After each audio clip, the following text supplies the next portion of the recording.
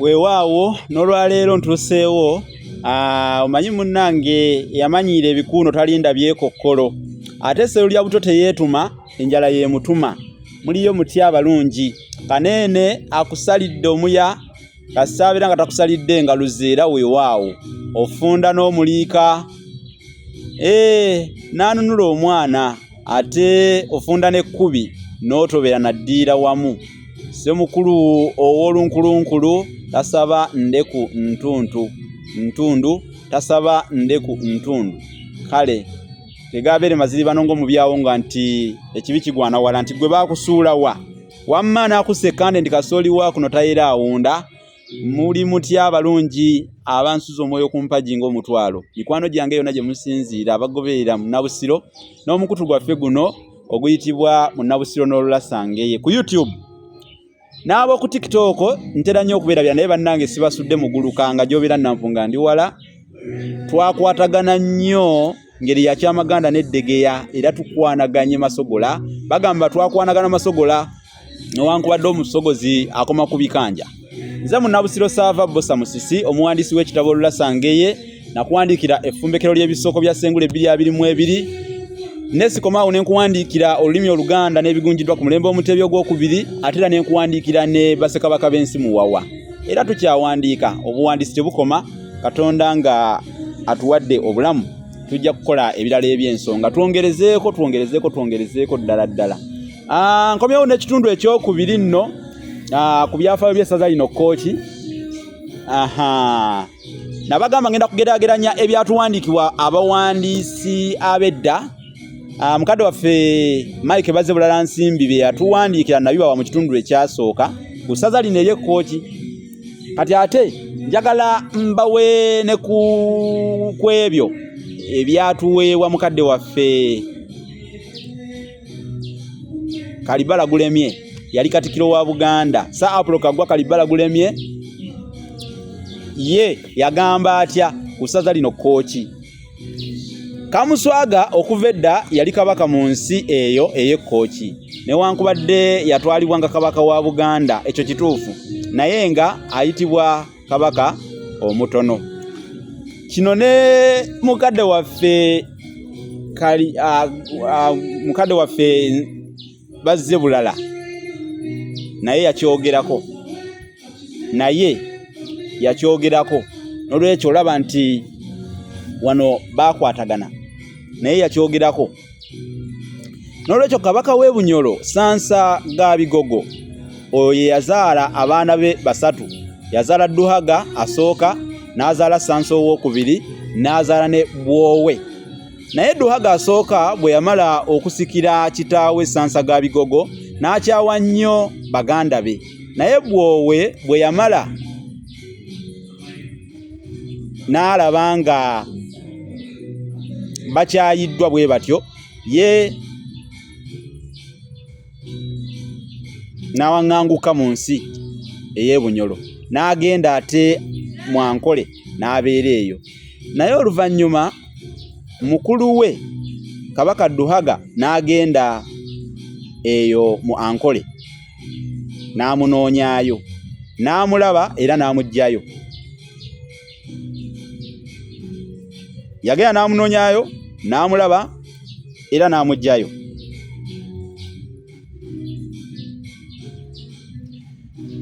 naye bwe yamala okumuggyayo ate n'atabaala ensi y'Ekkooki bwe yagituukamu nga temuliimu balwanyi ng'ate abantu baamu bamwagala bwagazi nga bamwagala okamala naye bwe yalaba nga abasajja abo bagonvu bwe batyo n'asiima okubeera mu nsi eyo awo kyeyava asaba muganda we Duhaga nti ssebo bw'onzikiriza n'embeerako mu nsi eno n'enzimba muno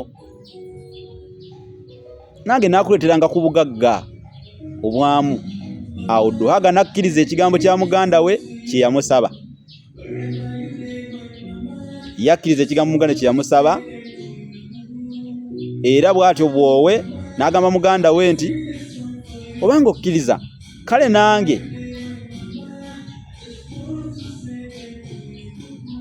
kkiriza mange asigale mu nsi muno nze kankuwerekere we ndituusa okudda ewaffe olwo nendyoka nkomawo. Ne balekamu nnyaabwe eyazaala Bwowe, erinnya lye baali bamuyita Ndagaano. Naye bwe baatuuka e Bunyoro, Bwowe n'asiibula muganda we Duhaga n'addayo mu nsi ye Kkooki. Awo bwe yatuuka n'abeera kabaka ku bubwe era n'azaala n'abaana be be yazaala be bano. Kuliko Kitayimbwa, Mujuyiga, Mugenyi n'Endawula be yazaala. Nti naye ensi eyo ebiseera ebyedda ensi eyo yali yakazira nsomo eyali kabaka w'ekiziba. Kati ate ekyo mukadde waffe Nsimbi teyakikoonako ekyo yali nsi ya kazira nsomo kabaka w'ekiziba. Nti oyo Bwowe oba Bwowe gwe yagobamu kati n'agirira ddala. Era Bwowe bwe yafa mutabani we Kitayimbwa asooka n'amusikira. Oyo ye yalwana n'Abaganda n'abagoba era n'abasuuza amafumu mangi nnyo. Awo n'agitwala eri kitaawe Duhaga. Amafumu mangi n'agakuŋŋaanya n'agatwala n'engabo n'atwalira eri kitaawe Duhaga n'amulaga nga bwe yalwana ennyo n'amwoleka obuzira. Naye abasajja ba Duhaga bwe baalaba ekyo ne bagamba mukama waabwe kabaka nti omwana woono kyandibadde kirungi omukwate omutte kubanga afunye amaanyi mangi nnyo. Bwe kale waagobera Abaganda naawe tayirema kukulwanyisa n'akolaki n'akulyako eŋŋoma. Alikulyako eŋŋoma yeeno n'agitwala. Awo Duhaga n'akwata Kitayimbwa omwana waabo oba muganda we.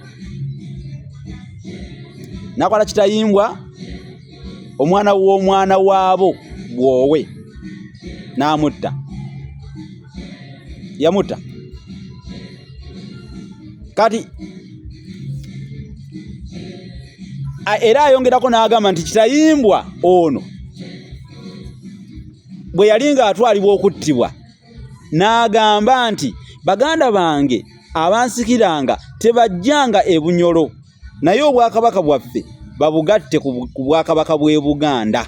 Awo nze njagala kusimba waawo sira. Kitegeeza nti oli kyeyalaama kyennyini kyeyaleka kkaatiriza nti obwakabaka bugattibwe ku bwa Buganda kyekyatuukirizibwa. Kakati awo Mujuyiga bwe yamala okusikira mukulu we Kitayimbwa n'atumira kabaka Jjunju nti leero si kyayagala kufugibwa kabaka w'e Bunyoro, njagala kufugibwa kabaka w'e Buganda gwe. Era n'amugamba nti kirungi osindike basajja bo tulwane ne basajja ba kabaka w'e Bunyoro. Awo ow'essaza Kkooki yeekubaanye n'ow'e Buganda balwanyise ow'e Bunyoro kubanga yali akooye okufugibwa ow'e Bunyoro ng'ayagala afugibwa ow'e Buganda. Kubanga muganda sindikira basajja bo tulwane tugatte amaanyi tulwane n'ab'e Bunyoro abali mu buddu tubagobemu bonna olwo tumalirize obwakabaka bwaffe tubugatte bubeere wamu buti bulungi. Kale awo Jjunju naye teyalwa n'agaba musajja we Luzige ow'endiga n'agenda ne balwana ne basajja ba kabaka w'e Bunyoro ne babagoba mu buddu era Luzige bw'atyo n'ali obwa Pookino. Twalaba ebyafaayo bya buddu ebyo obanga tewabiraba scrollinga bw'oti olabe ku YouTube yo ojja kulaba ebyafaayo by'essaza Buddu ku mukutu gwe gumu guno. Mulungi wange gwe atanaba kusubscribinga sooka osubscribinge ku YouTube eno kubanga by'osubwa byo bye bingi era bye wasubwa osobola obisanga bw'oba otwegaseeko scrolling obirabe. Munnange Luzige bw'atyo n'ali obwa Pookino kyeyava aweebwa okuyingiza kabaka w'e Kkooki. Mujuyiga bwe yafa muganda we Mugenyi n'amusikira. Kali n'oyo bwe yafa muganda we Ndawula asooka n'amusikira. Ate n'oyo bwe yafa mutabani we Kitayimbwa owookubiri n'amusikira. n'oyo bwe yafa mutabani we Sansa n'amusikira, ate n'oyo bwe yafa mutabani we Lubambula n'amusikira, ate n'oyo bwe yafa muganda we Kamuswaga Ndawula owookubiri omwana wa nnyina n'amusikira. Oyo nno ye yali omusajja omulungi ennyo era ye yabeera abakristaayo nga balwana n'abasiraamu mu 1888. Kakati oluvannyuma mu 1894 olw'okuteesaako okulungi n'akkiriza okufuusibwa ow'essaza nga amasaza ga Buganda bwe gali, era kwabo abaali basajja be ne bali obwami obukulu mu ssaza lye, obumyuka obwa Ssaabaddu, obwami obumyuka obwa Ssaabaddu, obwa Ssaabagabo, obwa Ssaabawaali, obusaale, emituba era n'obwami obulala. Era oyo yavanga amaze okubatizibwa n'erinnya erya Keezeekiya. Awo mutabani we Sifaasi George Sansa Kabumbuli n'amusikira. Kakati ebyafaayo bino buli muntu asaanidde abimanye era ateekeddwa kimukakatako, kubanga bakulaga essaza Kooki obwali obwakabaka mu kusooka bwe lyafuukamu essaza. Kati bino byonna ebijja bibaawo bye muwulira ne mulaba nti ate Kooki bwakabaka obwagala obwetongodde bokka bano babeera baddamu ebyedde ebyemabega, babeera baddamu bidde biri ebyemabega. Bwatongozebwanga ssaza buli wansi wa kabaka owa Buganda, endagano zaakolebwa. Ono Edward Keezeekiya Ndawula eyabeera ennyo Abaganda mu ntalo z'eddiini nga baddukiddeyo eyo. Mu 1896 twalaba mu kitundu ekyasookera ddala ye yakkiriza essaza lino lifuuke essaza, oba obwali obwakabaka obutono buno bufuuke essaza mu 1896. N'endagaano ne zikolebwa ne Kabaka Mwanga ne bateekako emikono. N'olwekyo Kooki ssaza lya Buganda, ssaza lya Buganda. Kati bano abaana abaliwo olwaleero abavubuka badda mu byafaayo bagira kali ne kakomawo, manyi bagamba gwakanga musana kakyotta kolaki kakyotta bulamu.